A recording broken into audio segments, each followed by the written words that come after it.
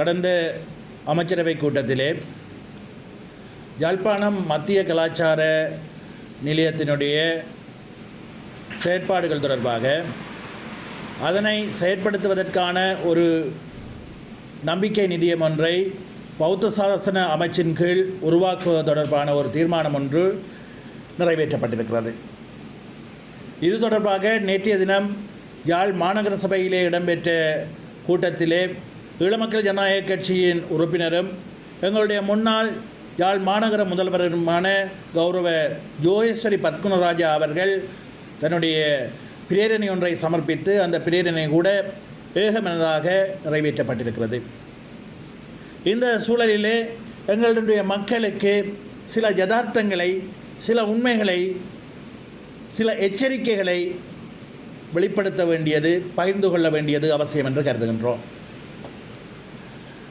யாழ் மத்திய கலாச்சார மத்திய நிலையம், யாழ்ப்பாணம் கலாச்சார மத்திய நிலையம் என்பதை மத்திய அரசினுடைய கட்டுப்பாட்டில் அல்லது அதனுடைய ஆளுகையோடு செயற்படுத்த வேண்டும், ஆளுகைக்குள் கொண்டுவர வேண்டும் என்ற சிந்தனை இந்த அரசாங்கத்தினால் மாத்திரம் முன்னெடுக்கப்பட்ட ஒரு விடயம் அல்ல.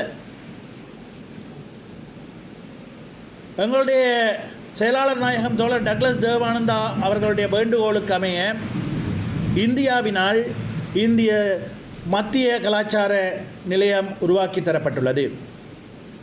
தமிழ் மக்களுடைய, எங்களுடைய மக்களுடைய கலாச்சார விழுமியங்களை, தனித்துவங்களை பாதுகாத்து வளர்த்தெடுக்கும் நோக்கிலே தமிழ் மக்களுடைய தனித்துவ அடையாளமாக இருக்கக்கூடிய யாழ்ப்பாணத்தினுடைய அடையாளங்களை, தனித்துவங்களை பாதுகாத்து முன்னேற்றும் நோக்கிலே இந்திய அரசாங்கத்தினால் நவீன தொழில்நுட்ப வசதிகளோடு உருவாக்கி தரப்பட்டுள்ள இந்த யாழ் மத்திய கலாச்சார நிலையத்தினுடைய செயற்பாடுகள் ஆரம்பத்திலே தீர்மானிக்கப்பட்டது போன்று யாழ் மாநகர சபையின் ஆளுகைக்குள் இருப்பது தவிர்க்கப்பட வேண்டும் என்ற ஒரு உள்நோக்கத்துடன் கடந்த கால அரசாங்கங்களும் பல்வேறு முயற்சிகளை மேற்கொண்டிருக்கின்றன.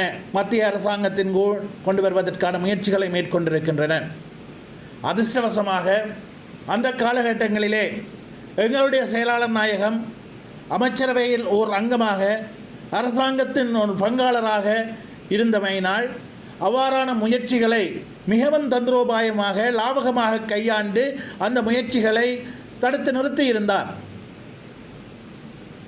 2023ஆம் ஆண்டு கோட்டாபாய ராஜபக்ஷ ஜனாதிபதியாக இருந்த காலப்பகுதியிலே அப்போதைய பிரதமராக இருந்த மஹிந்த ராஜபக்ஷ தலைமையில் இந்தியாவிற்கான உத்தியோகபூர்வ விஜயத்தினை மேற்கொண்ட போது புதுடில்லியிலே பாரத பிரதமர் நரேந்திர மோடியுடனான சந்திப்பொன்றின் போது துறைசார் அமைச்சரினால் யாழ்ப்பாணம் மத்திய கலாச்சார நிலையத்தை மத்திய அரசாங்கத்தின் ஆளுகைக்குள், கட்டுப்பாட்டுக்குள் எடுப்பதற்கு தொடர்பிலே பிரஸ்தாபிக்கப்பட்டது.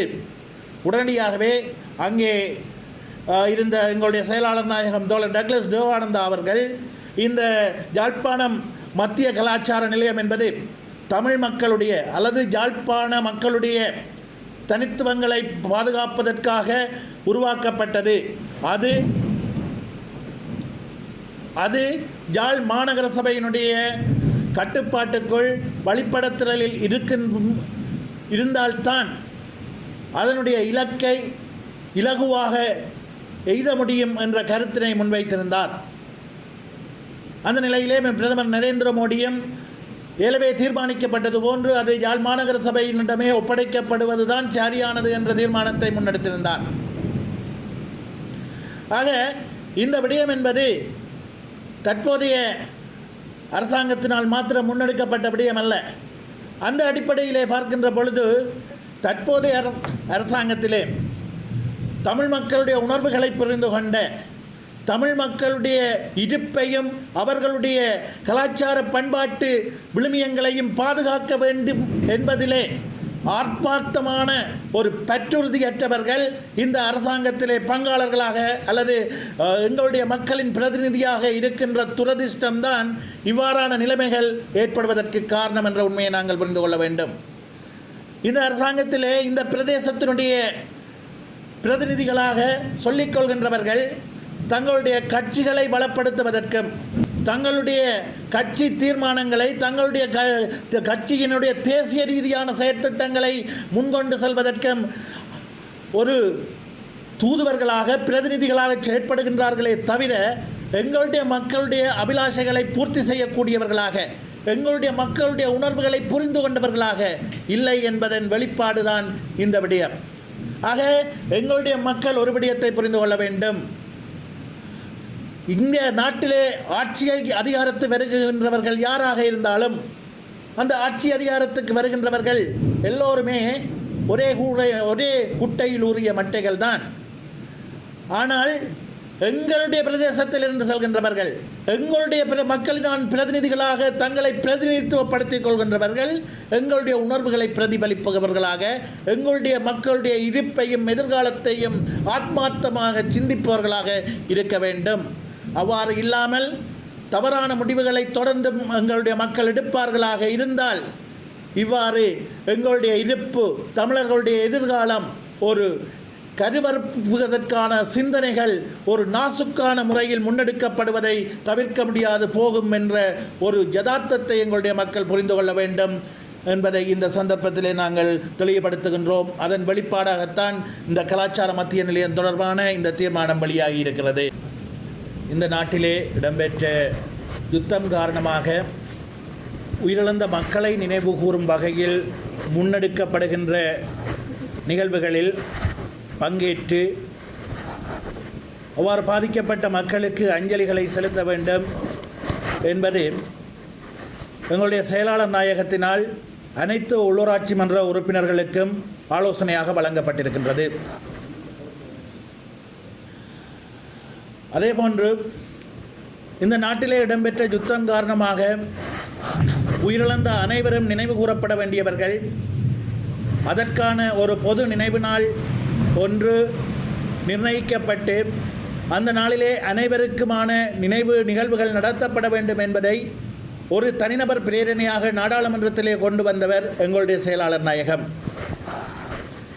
இவ்வாறான சூழலிலே தான் 2009ஆம் ஆண்டு இறுதி யுத்த காலத்திலே பல்லாயிரக்கணக்கான நமது மக்கள் முள்ளிவாய்க்கால் பகுதியிலே உயிரிழந்திருக்கின்றார்கள்.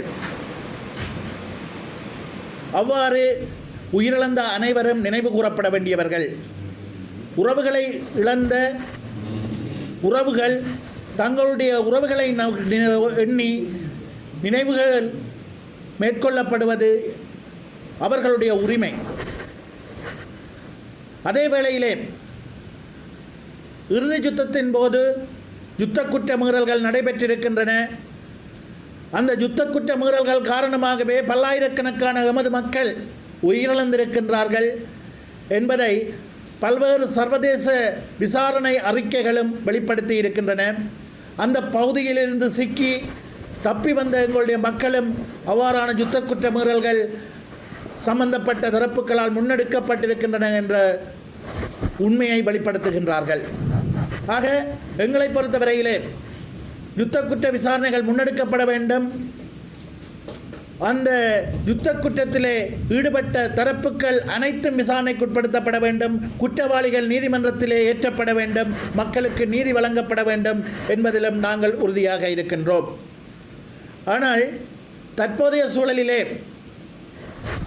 அந்த நிலைப்பாடுகளை வைத்து அரசியல் செய்ய விரும்புகின்றவர்கள் இவ்வாறான சூழலிலே எங்களுடைய மக்களுக்கு ஒரு கௌரவமான அரசியல் தீர்வை நோக்கி முன்னெடுக்கின்ற செயற்பாடுகளுக்கு குந்தகத்தை ஏற்படுத்தும் வகையில் அதற்கு தடையாக இருக்கும் வகையில் சொல்லாடல்களை பயன்படுத்தி கருத்துக்களை வெளிப்படுத்தி அரசியல் நோக்கங்களுக்காக முன்னெடுக்கப்படுகின்ற நினைவேந்தல் நிகழ்வுகளுக்கு எங்களுடைய மக்களுடைய அரசியல் அபிலாஷைகளை நிறைவேற்றுவதற்கு தேவையான தேசிய நல்லிணக்கத்தை வலுப்படுத்துவதற்கு இடையூறை ஏற்படுத்தக்கூடிய சொல்லாடல்களை அரசியல் நோக்கங்களுக்காக பயன்படுத்தி முன்னிலைப்படுத்தி முன்னெடுக்கப்படுகின்ற நினைவேந்தல் நிகழ்வுகளில் நாங்கள் கலந்து கொண்டு மிகவும் கீழ்த்தரமான அரசியல் நிகழ்வுகளை செய்ய விரும்பவில்லை.